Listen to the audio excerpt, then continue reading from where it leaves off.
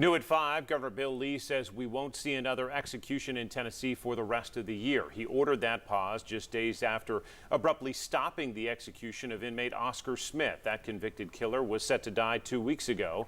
10 News anchor Leslie Ackerson joins us with this latest move by the governor.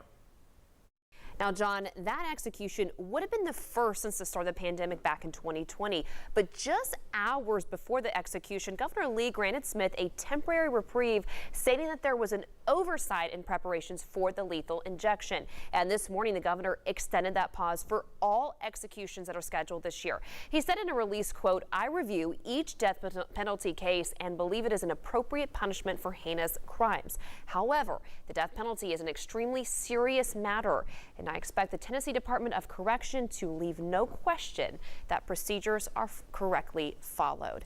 The governor goes on to explain 3 areas a review will focus on. Number 1, he appeared to hint at what went wrong last month. He wants to look into why the chemicals were tested for only potency and sterility, but not endotoxins before the April 21st execution. Endotoxins are toxins that are inside a bacterial cell that are released when the cell breaks, often resulting in bacterial infections.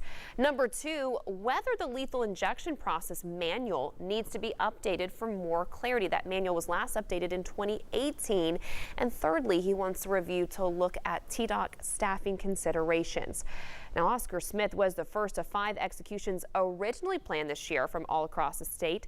The 3rd execution was set for this October. An East Tennessee man, Gary Sutton. Sutton had been on death row since 1996. He and James Dellinger were convicted in the 92 murders of Tommy Griffin and his sister, Connie Brannon. Before Governor Lee's announcement this morning, families of victims in death penalty cases were called and informed, including the mother of Colleen Slemmer, who was killed by death row inmate Krista Pike.